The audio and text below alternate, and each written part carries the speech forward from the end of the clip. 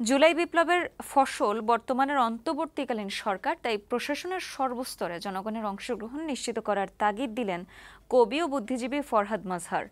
বুধবার রাজধানীর জাতীয় প্রেস ক্লাবে এক আলোচনা সভায় এই কথা বলেন তিনি। এ সময় তরুণদেরকে রাজনৈতিক জনগোষ্ঠী হিসেবে গড়ে ওঠার পরামর্শ দেন ফরহাদ মাজহার। নির্বাচনের আগে রাষ্ট্র পুনর্গঠনেরও তাগিদ দেন তিনি। অনুষ্ঠানের অন্য আলোচকরা ফ্যাসিবাদী সরকারের বিরুদ্ধে বিজয়ের সুফল পেতে সবাইকে ঐক্যবদ্ধ থাকার কথা বলেন। জনগণকে বাদ দিয়ে কারো পক্ষে আমি বলি বা যে কেউ বলুক আমরা কোনো কিছু উপর থেকে চাপিয়ে দিতে পারবো না। এটা যখনই পারবো এটা বাংলাদেশে বিশৃঙ্খলা তৈরি করবে, গৃহযুদ্ধের পরিস্থিতি তৈরি করবে এবং একই সঙ্গে এমন একটা পরিস্থিতি তৈরি করবে যেটা আমরা বাংলাদেশকে একত্র রাখবা, ঐক্যবদ্ধ রাখা, জনগণকে একসঙ্গে রাখা, এটা আমাদের জন্য অত্যন্ত কঠিন হবে।